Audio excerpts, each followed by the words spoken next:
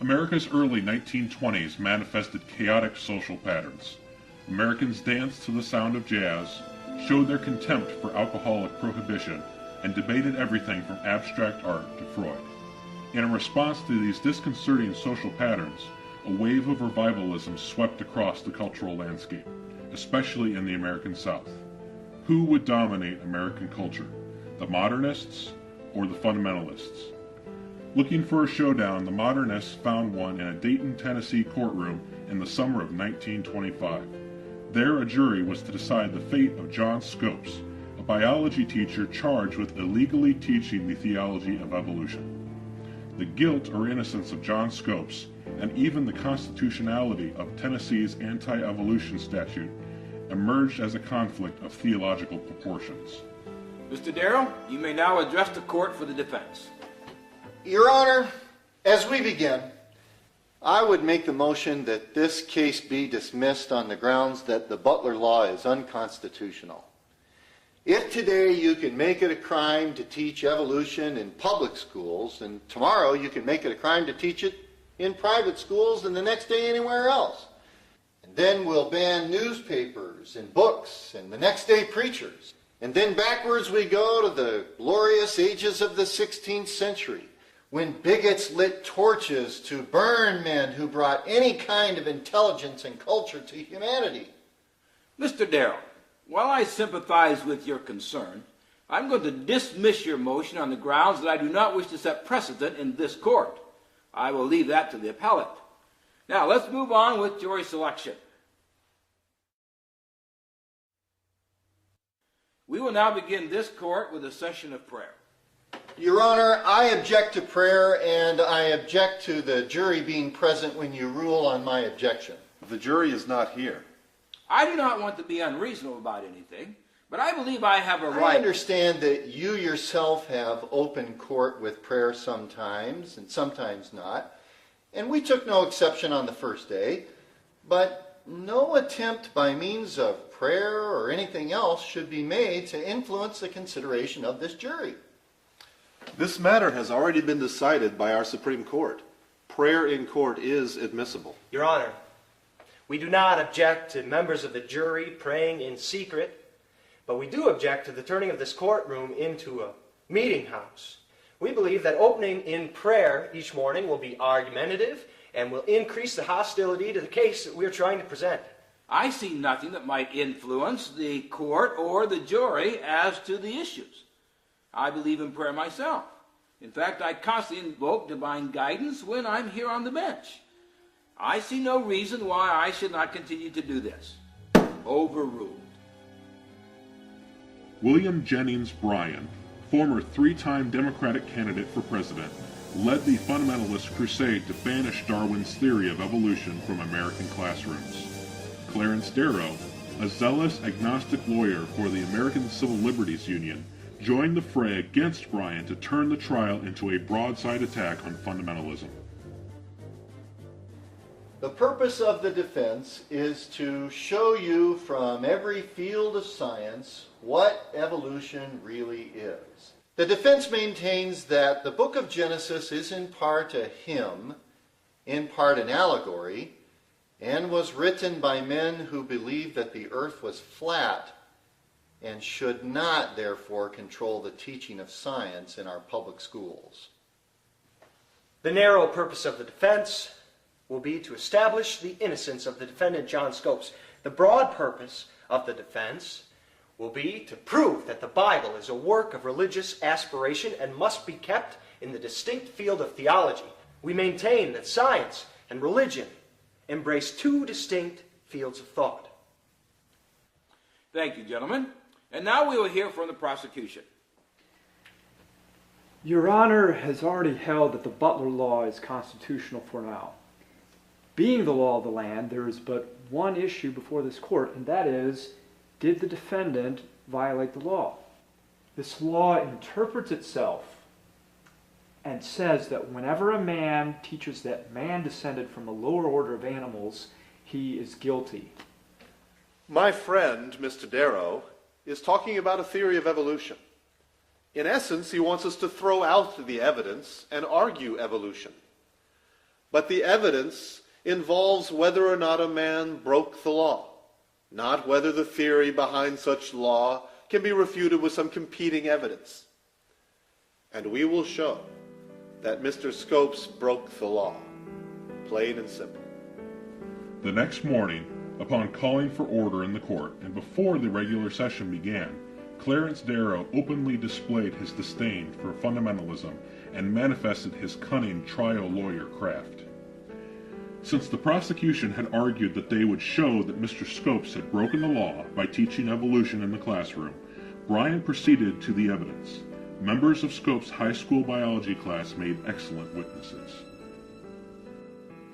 Your name is Howard Morgan. You're Luke Morgan's son? Yes, sir. Did Mr. Scopes ever teach you anything about evolution in class? Yes, sir. All right. In your own words, Howard, state what it was he taught and when it was. It was long about the 2nd of April this year. He said that the Earth was once a hot molten mass, too hot for plant or animal life to exist upon it. And the sea cooled off the Earth, a one-cell organism formed, and this organism kept evolving until it got to be a pretty good-sized animal, and then came to be a land animal, and it kept on evolving. And from this was man. What did he say man was? How did he classify him? Mammals. So he put man right up there with cats and dogs and horses and cows and monkeys, correct? Yes, sir. Thank you. Your witness. Howard, did he say that all of them were mammals? All what? Dogs, horses, cows, monkeys, humans, whales? Yes, sir. But I don't know about the whales. Now, he said the Earth was once a molten mass of liquid, didn't he? Yes, sir. After that, it cooled down and the soil came and the plants began to grow. Is that right? Yes, sir. And that the first life was in the sea, and that it developed into life on land, and finally into the highest organism, a human. Yes, sir. Howard, has any of this evolution hurt you in any way? Hurt me? Yes. Has evolution hurt you? Well, no, sir. No, it hasn't hurt you, Howard, has it? I didn't think so. That's all. So, what Darrow lacked in evidence, he made up for in craft, and the liberal press loved it. Since the defense wanted to prove Scopes' innocence by having the anti-evolution law struck down, they needed to establish the scientific veracity of evolution. The court shall now decide the motion by the Attorney General to exclude certain expert testimony offered to explain the origin of man. The state insists that such evidence is wholly irrelevant to this case. It is not within the province of this court to decide between the story of creation or evolution. The wording of the Butler Law is neither ambiguous nor complex. In the final analysis, this court concludes that it is unlawful to teach in the public schools of the state of Tennessee the theory that man descended from a lower order of animals. If the court is correct in this, then the evidence of experts would shed no light on the issues. Therefore, the court is content to sustain the motion of the Attorney General to exclude the expert testimony. Your Honor, I do not understand why every proposal of the prosecution should be duly considered when the bare suggestion of anything that is competent on our part should be immediately overruled.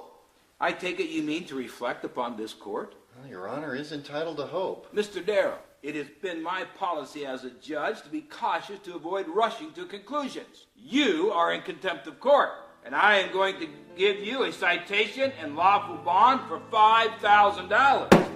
Judge Ralston ultimately decided to allow the defense to have some expert testimony read into the trial transcript for the appellate court.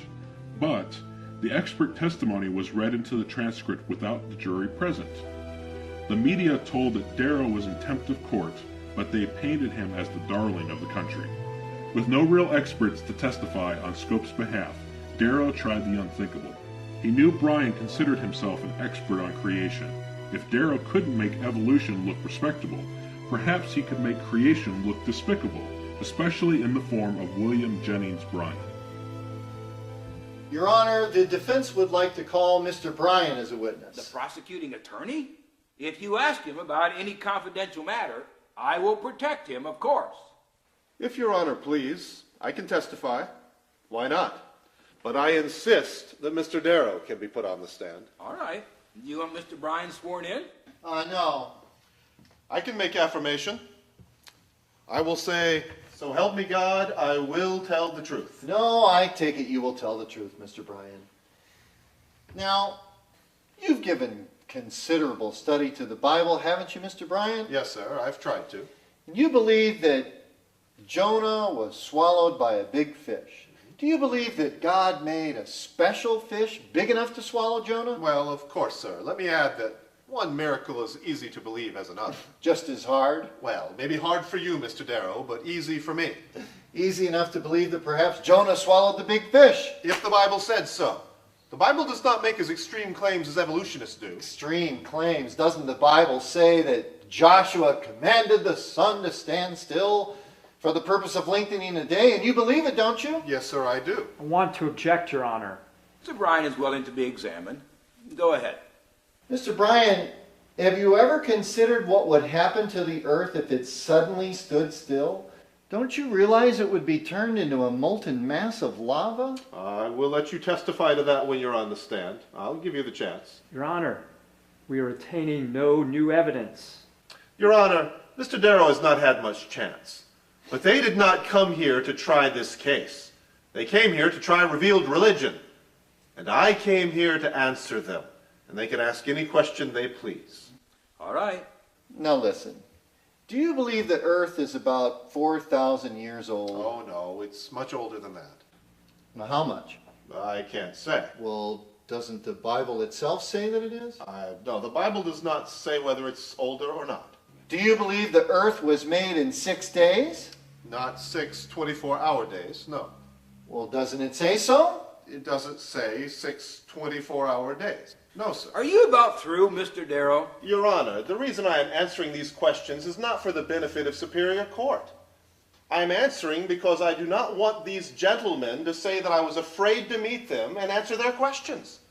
And I want the Christian world to know that any unbeliever, agnostic, atheist can ask me any question as to my belief in God, and I will answer him. I want to take exception to the conduct of this witness, Your Honor. Your Honor, they have not asked any question legally.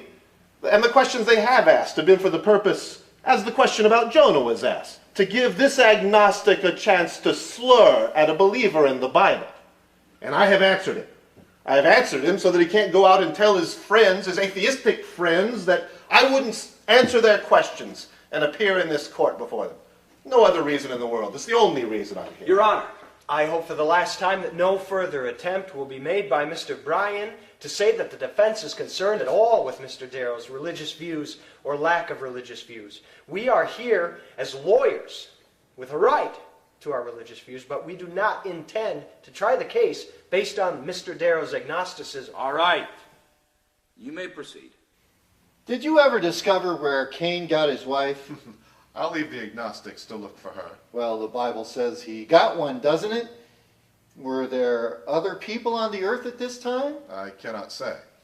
Does the statement, the morning and evening were the first day, the morning and evening were the second day, mean anything to you? I do not think it necessarily means 24-hour days. Oh, you do not. No, sir.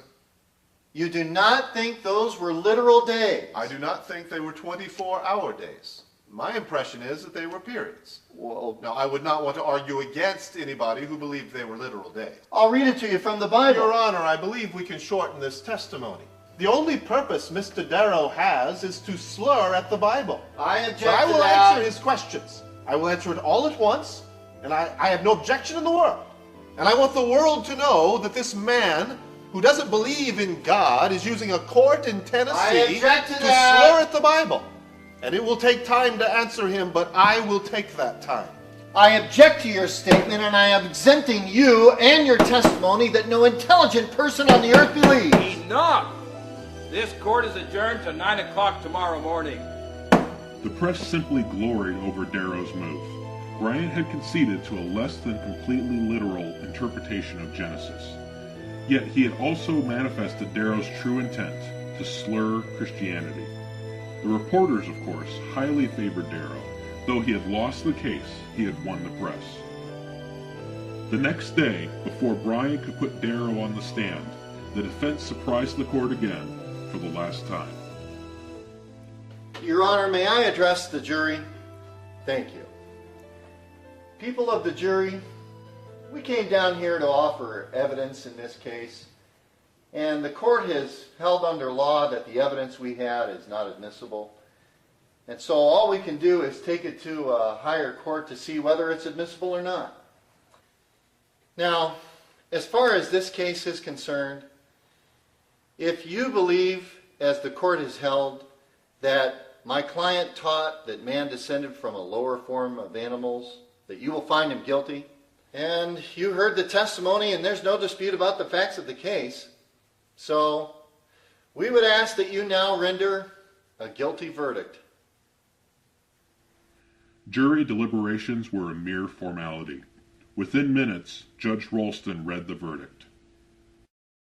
Mr. Scopes, the jury has found you guilty under this indictment, charging you with having taught in the schools of Ray County in violation of what is commonly known as the Anti-Evolution Statute, which makes it unlawful for any teacher to teach evolution in any of the public schools of this state. This is an offense punishable by fine. The court fixes your fine at $100. Well, my thanks to you all. This court stands adjourned.